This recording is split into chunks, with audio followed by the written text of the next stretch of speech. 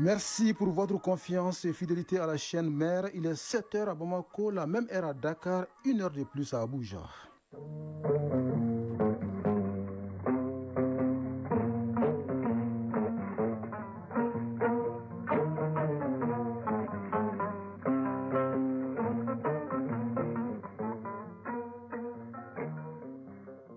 Le journal Bourama Traoré. Mesdames et messieurs, bonjour et bienvenue dans cette édition, la première de Mali Actualité et les titres. Le corps diplomatique semble épouser les principes de gouvernance au Mali. Face au chef de l'État pour la présentation de vœux de nouvel an, il s'engage à poursuivre son partenariat et à travailler au retour de la paix dans notre pays. Au Sénégal, le gouvernement joue à l'apaisement au lendemain des violences sur les campus de l'université Cheikh Anta Diop de Dakar qui ont fait un mort. 3 ministres étaient hier face à la presse. Les États-Unis vont déployer 200 soldats au Nigeria pour former l'armée dans sa lutte contre les groupes terroristes. Ce déploiement est annoncé alors que Washington exerce des pressions diplomatiques sur Abuja au sujet des violences faites aux chrétiens. Certains l'appellent le nerf de la guerre, d'autres la clé du monde. Le tout désigne l'argent devenu indispensable pour satisfaire les besoins fondamentaux. Pour autant, cet outil peut-il tout acheter ou tout donner? On y répond dans le grand format de cette édition. Au menu de l'actu des sports, l'harmonisation du calendrier du championnat national de Ligue 1 avec les matchs en retard. Sur le vieux continent, on s'intéresse aux coupes nationales. Le quatrième pouvoir en première ligne dans la lutte contre les maladies tropicales négligées. Un engagement pris lors d'un forum des médias sur la pathologie qui touche 1,5 milliard de personnes dans le monde. On en parle dans la chronique de l'environnement en fin d'édition. C'est tout pour les titres. Koulouba déroule le tapis rouge au corps diplomatique. Il est venu présenter ses vœux de nouvel an au président de la transition. Si les diplomates renouvellent leur engagement à rester aux côtés du Mali, le chef de l'État rappelle les choix des partenaires de notre pays et rassure ses interlocuteurs de la consolidation des acquis. Le tout dans une atmosphère très détendue. Sera bâti l'État à Koulouba pour Mali Actualité.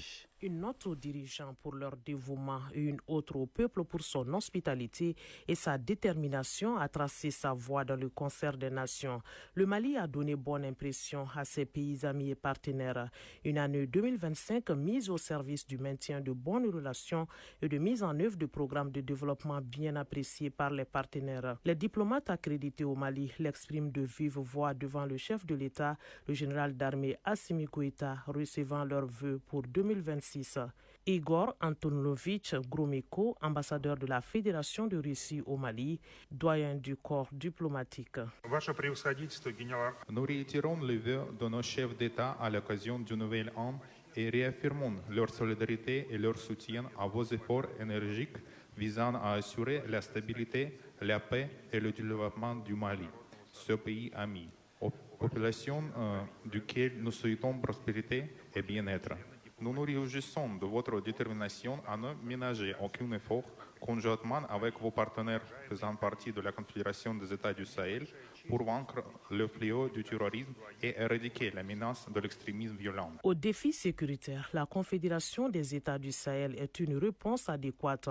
L'AES se positionne stratégiquement et se fait une place au sein des nations géopolitiques obligeant. En 2025, le Mali a considérablement renforcé sa position sur la scène internationale et diversifié ses relations extérieures.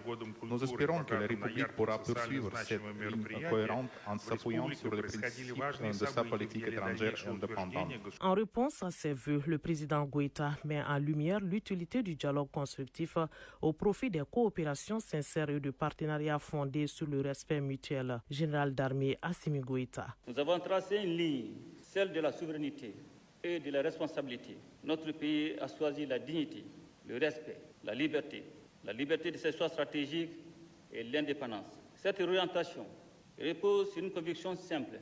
Le Mali est l'ami de tous ceux qui le souhaitent dans le respect de ses principes, de ses choix stratégiques et de ses intérêts vitaux. Actualité et défi à la fois, la sécurité est évoquée par le chef de l'État avec les mesures du Mali pour y faire face. Les progrès enregistrés dans le domaine sécuritaire sont le fruit d'un effort national soutenu, fondé sur la montée en puissance de nos forces armées et de sécurité, l'adaptation de nos dispositifs et la détermination de nos combattants.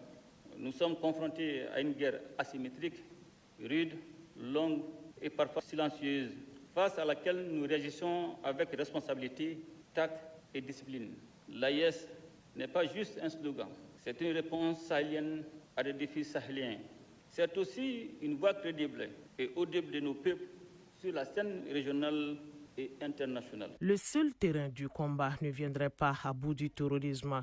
Il faut ajouter à ce arc la communication dans un monde où tout va vite et la proactivité est un aspect très important, poursuit le chef de l'État. Il faut donc tout faire pour déconstruire le narratif destiné à ternir l'image des pays qui ont choisi la souveraineté pleine sans ingérence. Et le président Goïta, d'enchaîner sur la refondation, se veut cher aux Maliens. Refonder, c'est s'adapter à ces réalités socio-culturelles et remettre l'État au service de l'intérêt général.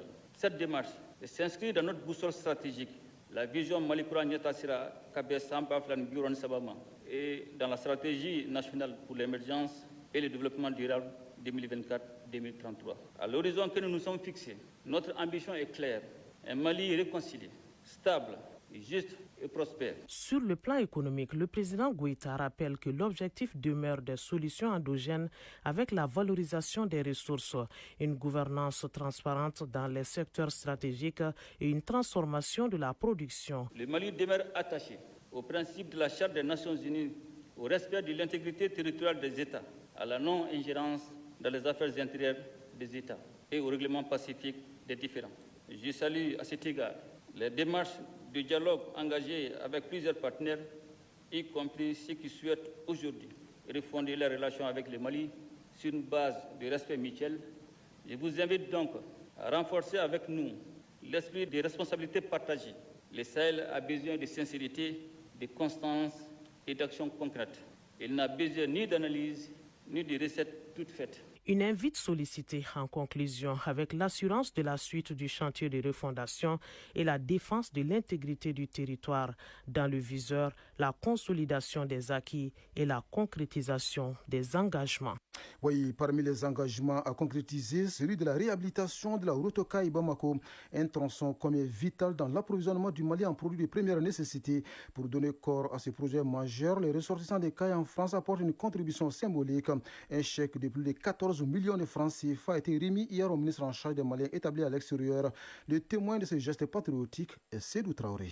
Bien qu'éloignés de leur terre natale, les ressortissants de la première région à Paris, en France, apportent leur contribution à la construction du Mali. Le chèque géant de 14 704 500 francs CFA remis au ministre en charge des Maliens établis à l'extérieur répond à l'appel du président de la transition, Bourama Soumano, et représentant du donateur. C'est suite à la valeur inculquée par le chef d'État aux Maliens vivant ici au Mali et établis à l'extérieur. Parce que quand il a demandé à chacun de s'impliquer, et il a été le premier à donner le ton, les autres suivent la voie. Donc ceux de la diaspora, précisément les ressortissants des CAI résidant en France, ont voulu apporter leur contribution pour la route Kaï-Bamako. L'engagement des ressortissants de Kaï à Paris pour le bitumage de la route Kaï-Bamako n'est plus un simple geste de solidarité, d'où les remerciements du ministre Moussa Ag Atayer aux donateurs rattachés à la mère patrie. Ce n'est pas la valeur du montant qui est importante, c'est la valeur du geste, le sens hautement patriotique qui est derrière, mais aussi vous demandez de continuer à parler à la diaspora. Personne ne viendra faire des routes pour le Mali à sa place. Personne ne viendra nous construire des hôpitaux, ni nous équiper de centrales solaires à notre place. C'est l'effort de chaque Malien, quitte à travers des dons comme ça, mais aussi à travers vos impôts respectifs, à travers les taxes prélevées, et autres, c'est avec ça qu'on va construire le Mali de demain. En saluant la diaspora de Kaï à Paris, le ministre des Maliens établi à l'extérieur et de l'intégration africaine a également rappelé aux représentants du donateur les efforts considérables déployés par l'État pour satisfaire les Maliens. Et voyons à présent ce qui fait l'essentiel de l'actualité hors des frontières maliennes. Première escale du Sénégal où le gouvernement prend la parole au lendemain des violences qui ont fait un mort sur le campus de l'université Cheikh Anta Diop de Dakar. Face à la presse, les ministres en charge de la justice, de l'intérieur et de l'enseignement supérieur évoquent une tragédie et reconnaissent des violences dans les rangs des forces de l'ordre. Cependant, ils justifient l'intervention de la police par la radicalisation du mouvement qui était en cours. Le ministre de la Justice a annoncé que le parquet avait été saisi pour enquêter sur la mort de l'étudiant Abdoulaye Ba. En ce qui concerne la question des arriérés du paiement des bourses qui est à l'origine du conflit, le ministre de l'Enseignement supérieur évoque un problème de compréhension. Selon lui, la situation est liée à un simple changement de système en vue d'aligner les calendriers universitaires et celui de versement des bourses. Au même moment, en Guinée, Toumba Diakité, condamné à 10 ans de prison pour crime contre l'humanité lors du procès du 28 septembre, a été transféré vers le centre de détention de Koya, ce qui a provoqué des tirs et les bouclages de la prison centrale de Conakry. Le calme est revenu hier après la publication d'un communiqué du procureur général. Les autorités guinéennes justifient le transfert de Toumba Diakité dans le but de préserver l'ordre public et de garantir la sécurité au sein de la prison. Par communiqué interposé, les avocats de l'ancien aide de camp de Moussa Dadis Camara dénoncent un transfert sans fondement juridique. Toumba Diakité quitte la prison de Conakry pour celle de Koya au moment où les États-Unis décident de déployer 200 soldats au Nigeria pour former l'armée dans sa lutte contre les groupes terroristes, ont indiqué hier des responsables des deux pays. L'information a ensuite été confirmée par un porte-parole du commandement américain pour l'Afrique. Ce déploiement est annoncé alors que Washington exerce depuis plusieurs mois des pressions diplomatiques sur Abuja au sujet des violences que le président américain Donald Trump qualifie de génocide et de persécution des chrétiens. Nous restons au Nigeria où le Sénat approuve finalement la publication en direct des résultats électoraux par voie électronique. La semaine dernière, il avait créé la polémique en rejetant une mesure obligeant les bureaux de vote à publier les résultats en temps réel. Une décision qui avait provoqué des manifestations massives devant le Parlement. Mais hier mardi, sous la pression populaire, les législateurs ont fait marche arrière. Désormais, les 176 000 bureaux de vote du pays devront publier les résultats dès la fin du scrutin, une fois les procédures légales achevées. Une autre approbation, cette fois-ci au Zimbabwe, où le gouvernement adopte un projet de réforme constitutionnelle qui doit prolonger le mandat du président de 2 ans supplémentaires, selon un communiqué. Les partis ZANU-PF avaient voté en octobre dernier une résolution pour étendre de 2028 à 2030 le mandat du président Emerson Mnangagwa au pouvoir depuis 2017, qui ne peut se représenter après 2 exercices. La réforme prévoit également l'élection du président de la République par le Parlement plutôt qu'au suffrage direct. Cette réforme doit être approuvée par le Parlement. De la politique à la sécurité, direction la RDC où la mission de l'ONU se prépare à une reprise progressive de ses opérations dans le sud Kivu. C'est ce qu'a annoncé Jean-Pierre Lacroix, le secrétaire général adjoint des Nations Unies aux opérations, est actuellement en visite dans le pays. Il doit se rendre ce mercredi à Beni, au quartier général de la MONUSCO dans l'est de la RDC. Dans le même registre, le président angolais et le président de l'Union africaine appellent à un cessez-le-feu dans l'est de la République démocratique du Congo. Dans une déclaration faite lundi, ils invitent également les parties en conflit à accélérer la mise en œuvre des mécanismes de vérification du cessez-le-feu convenus à Doha au Qatar le 14 octobre 2025.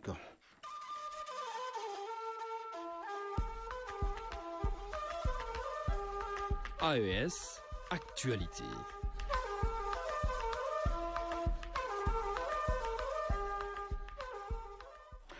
Ils n'ont pas encore quitté les bancs d'école, mais mettent déjà leur savoir au service de leur pays. 5 étudiants burkinabés ont mis en place un dispositif capable de détecter les fuites de gaz butane. Baptisé Sécu-Gaz, il permet de prévenir les incendies domestiques liés au gaz ou à une mauvaise manipulation. Des incendies qui occasionnent souvent des pertes en vies humaines ainsi que d'importants dégâts matériels. Allons à la découverte de ces dispositifs avec Céline Ouedrago de la radio du Burkina. Lors des travaux de groupe, on a constaté qu'il y a dans le quartier de Karapala une fillette de 4 ans qui est décédée suite à ça. Un accident de gaz butane en 2025 a donc servi de cas pratique lors de travaux de groupe au cours d'une session de formation en entrepreneuriat. Une formation initiée par GFED, une organisation africaine de développement socio-économique à Ouagadougou, explique Oraya Yanogo, étudiante et membre de l'équipe Sécu-Gaz. De façon générale, les accidents domestiques dus aux fuites de gaz butane ou à une mauvaise manipulation sont légion au Burkina Faso, d'où la naissance du projet Sécu-Gaz, conçu pour aider les utilisateurs à détecter rapidement les fuites de gaz, indique Ali Yoda, également étudiant et porte-parole du groupe. C'est un prototype qui n'est pas encore finalisé. On a d'abord cherché que la carte met sur le marché. C'est un appareil déjà qui est là de base et maintenant la compétence de programmer pour que ça se comporte comme on veut. Ça va aussi prendre des cartes puces pour pouvoir envoyer les alertes, pour que ça puisse être aussi chargeable, lié avec une plaque solaire. Après la détection d'une fuite de gaz butane, le dispositif émet immédiatement un signal sonore, ajoute Ali Yoda. Lorsqu'il y a fuite, le capteur va envoyer un programme au niveau du buzzer qui va émettre le son. C'est ce son programmé qui sera déclenché. Il peut également être envoyé par SMS aux membres de la famille, précise Ali Yoda. Le son peut être continu ou discontinu. Maintenant, après le son, nous souhaitons aussi intégrer un module GMC qui peut envoyer des alertes par SMS. En même temps, chez nous, on comptait aussi faire partenariat avec le sapeur-pompier et aussi vont recevoir aussi ce message. Son installation est simple et tout aussi sécurisée, selon Ali Yoda. Il sera juste fixé dans la cuisine, mais pas trop proche du gaz, dans un coin quand même éloigné, pour que les vibrations ne se croisent pas au fait. Dans sa phase de finalisation, le dispositif sera davantage sécurisé, souligne Oraya Yanogo. Puisque c'était pas dans un boîtier, on veut rendre ça un peu joli, pour que au moins ça attire la clientèle aussi, quoi. Après avoir fini d'installer, il y aura également un suivi et une garantie aussi de 2 ans. Le dispositif Sécugaz vise aussi à réduire l'impact des accidents liés au gaz butane qui causent souvent des pertes en vies humaines et d'importants dégâts matériels, regrette Ali Yoda. En réalité, nous voulons faire comprendre à tous ceux qui utilisent le gaz, qu'ils soient dans les domiciles ou dans les services, c'est quelque chose qui est utile et qui est en même temps dangereux. Essayez de s'informer sur les précautions à prendre. Grâce à ce projet innovant, l'équipe Sécugaz a remporté le 2e prix des jeunes entrepreneurs au plan national en 2025. Ces jeunes porteurs du projet invitent leurs pairs à la résilience, à la persévérance et à la volonté pour réussir dans l'entrepreneuriat. Oui, réussir dans l'entrepreneuriat, ces étudiants burkinabés sont donc sur la bonne voie avec la mise en place de Sécugaz. Le gaz butane, comme vous le savez, est très sollicité pendant le ramadan. À quelques jours du début de ce mois béni, les autorités nigériennes veulent s'assurer de la disponibilité et de l'accessibilité aux produits de première nécessité. Le ministre en charge du commerce était dans la région du Maradi pour cet exercice. Ce constat avec Sanda Nataï de la Voix du Sahel. S'inquérir de l'état des stocks et des préparatifs de l'opération de déstockage des vivres et produits de première nécessité, tel est l'objectif de cette visite du ministre du Commerce et de l'Industrie, Abdoulaye Seydou. Ici, à l'OPBN de Maradi, tous les magasins restent garnis à bien d'égards.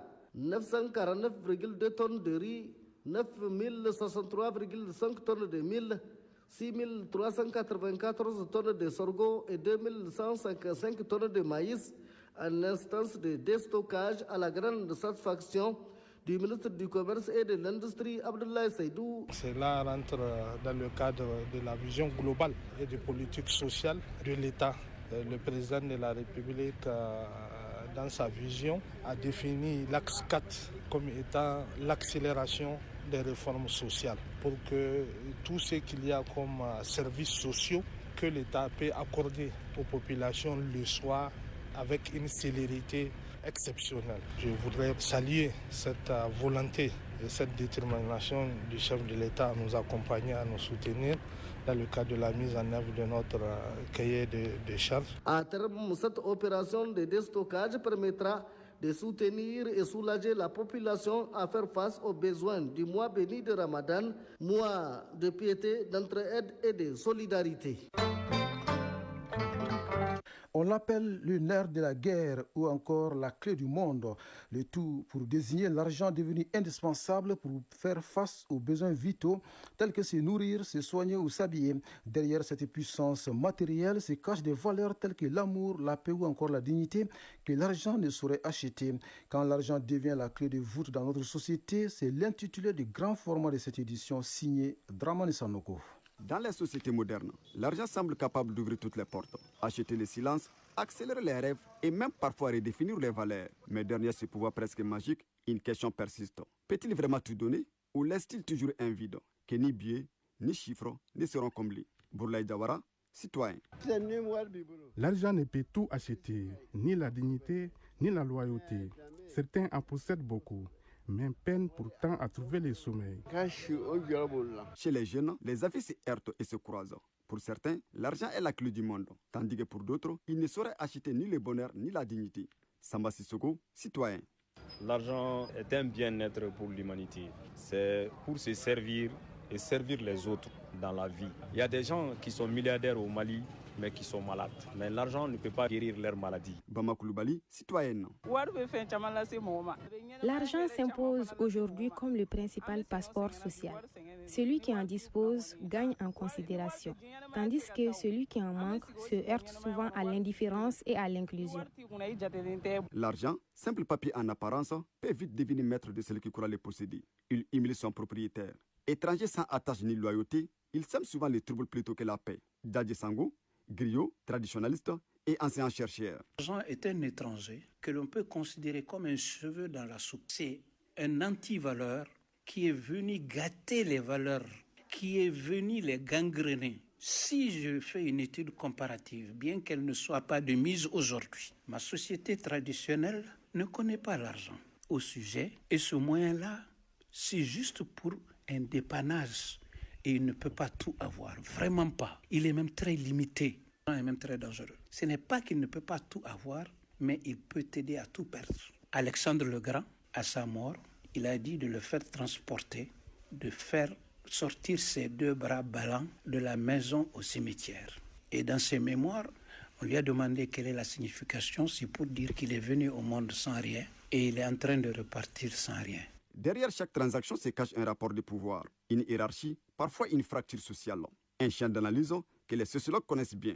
Dr Fodji Tandjugura, sociologue. L'argent ne peut pas tout donner, mais malheureusement aujourd'hui, l'argent est devenu comme le principal critère d'appréciation de la force, de la solidarité. On pense qu'il faut dépenser de l'argent pour signifier sa solidarité lors des événements sociaux. L'argent est devenu aussi un élément de négociation des statuts sociaux. Celui qui en a un statut beaucoup plus rehaussé que celui qui n'en a pas. Alors, il ne donne pas tout, mais alors il s'est imposé comme principal critère d'appréciation des échelles de valeur. L'argent permet d'assouvir matériellement un certain nombre de besoins, mais il n'assouvit pas tout. Il y a des besoins de spiritualité, il y a des besoins d'humanité. Entre fantasme des richesses et réalité du pouvoir d'achat, l'économiste vient remettre les pendules à l'heure des chiffres. Modibo Makalou, économiste. L'argent a une fonction économique, mais aussi sociale. Parce que l'argent, c'est quoi? Ça nous permet de subvenir à nos besoins fondamentaux d'abord. Mais ça vous permet aussi d'investir ou de financer des activités de vos revenus. Il y a des choses que l'argent ne peut pas acheter. La santé, l'argent ne peut rien résoudre par rapport à cela. Par rapport à certaines maladies, il y a une citation célèbre d'une reine d'Angleterre qui était sur son lit de mort et qui disait qu'elle donnerait toute sa fortune pour être en bonne santé. Au bout du compte, l'argent facilite la vie, ouvre des opportunités et rassure les lendemains. Mais il échoue encore à acheter l'essentiel, la paix du cœur, la dignité et le sens que chacun donne à son existence.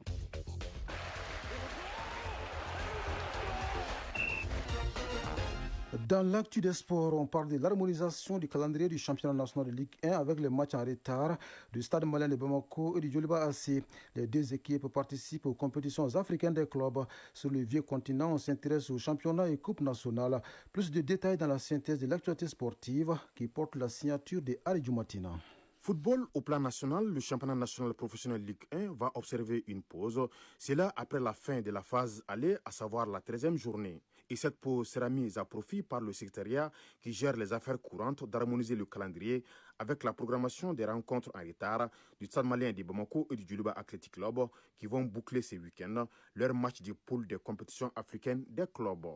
Après plusieurs heures de flou et d'incertitude lors de la clôture du mercato hivernal, le feuilleton N'Golo Kanté a finalement connu un dénouement heureux. L'international français est parvenu à s'engager avec le club turc de Fenerbahçe. Et très rapidement, le champion du monde 2018 a disputé ses premières minutes avec Fenerbahçe. Titularisé d'entrée de jeu contre Genger Birligi, l'ex-Canet a joué 64 minutes, participant ainsi à la victoire de sa nouvelle équipe 3-1.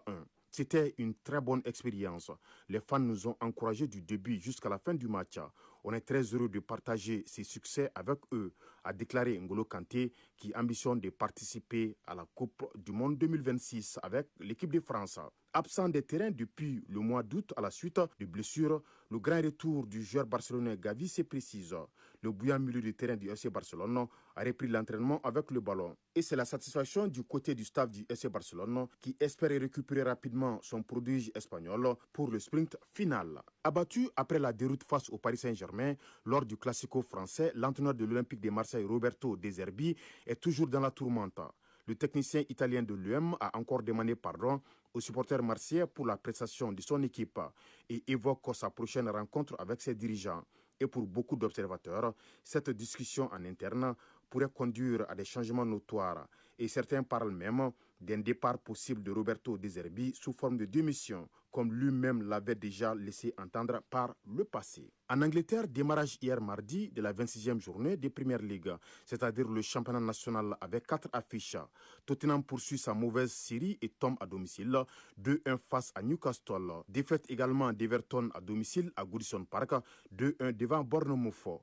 Les Blues de Chelsea sont tenus en échec 2 buts partout par Leeds United. Manchester United, qui était sur 4 victoires d'affilée, a fait 1-1 en déplacement chez West Ham.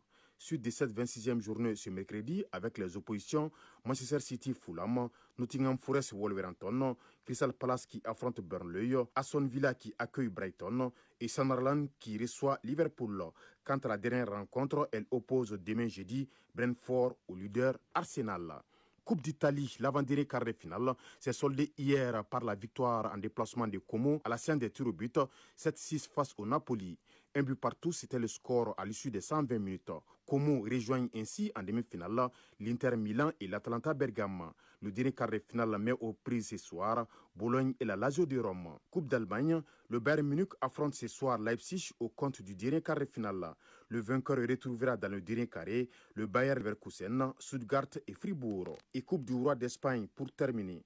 La première demi-finale aller oppose ce soir Athletic Bilbao à la Real Sociedad. Et demain jeudi, la deuxième demi-finale aller verra le déplacement du FC Barcelone chez l'Atlético de Madrid. Chronique de l'environnement.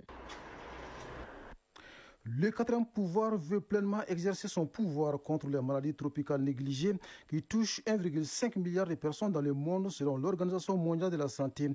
Un engagement pris lors du forum des médias sur la pathologie qui vient de se tenir à Cotonou dans la capitale béninoise. La presse entend fortement appuyer la campagne d'information et de sensibilisation pour une meilleure connaissance des maladies tropicales négligées et contribuer à préserver la santé de la population. On en parle dans la chronique de l'environnement avec Agibou Koulibaly. Pour Lynn René Annaba, chef du service environnement à la chaîne nationale de radio et télévision du Cameroun, la lutte contre les maladies tropicales négligées commence par une meilleure compréhension de leurs déterminants environnementaux. Elle souligne que l'insalubrité, l'accès limité à l'eau potable et à la dégradation des écosystèmes constitue un terreau favorable à la propagation de ces maladies. Les maladies tropicales négligées sont de plus en plus nombreuses. En fait, elles reviennent aujourd'hui à cause de la dégradation de l'environnement, la dégradation des écosystèmes avec tous ces phénomènes météorologiques extrêmes que sont les inondations, les sécheresses et autres. Eh bien, tous ces phénomènes-là sont en train de faire revenir ces maladies qui, autrefois, on croyait qu'on les avait complètement éradiquées. Elles reviennent sous forme de maladies émergentes. Il est donc important aujourd'hui de ne plus les négliger, de les considérer comme des maladies qui sont désormais là, pouvoir en parler pour espérer les éradiquer une bonne fois pour toutes. Et à ce niveau-là, les journalistes doivent vraiment s'y mettre. De son côté, Zé Oumar Koulibaly, directeur exécutif du REMAPSEN, spécialisé en santé et environnement, insiste sur la nécessité d'humaniser le traitement médiatique des MTN. Ces maladies tropicales négligées, on demande, nous journalistes, et je l'espère vraiment bien que les journalistes au sorti de ce forum-là vont, répliquer ce qu'ils ont appris dans leurs différents pays, et puis essayer de mettre en place des coalitions pour aider les États à mobiliser les ressources humaines pour prendre en charge les malades des MTN, les victimes des MTN, et de sorte que d'ici l'horizon 2030, on n'en parle plus dans nos pays. C'est vraiment un défi pour nous, hommes de médias, il faut qu'on en parle. À l'issue du forum des médias sur les MTN de Cotonou, une conviction s'impose. Face aux maladies tropicales négligées, le silence médiatique n'est plus une option. En donnant de la visibilité à ces pathologies, en éclairant leurs causes environnementales et sociales et en portant la voix des plus vulnérables, les journalistes environnementalistes s'affirment comme des acteurs clés de la lutte pour une santé plus équitable en Afrique. Ainsi va l'actualité en ce mercredi 11 février 2026. Cette tranche d'information vous a été servie par Sumela Adjara aux manettes, Mohamed Koulibaly assure la mise en ligne et au micro Bourama Traoré. Retrouvez Doudou Tembeli juste après moi pour la lecture des avis et communiqués. Le prochain rendez-vous avec l'information, c'est à 13h. Grand merci à vous de nous avoir suivis. Excellente journée à vous, où que vous soyez.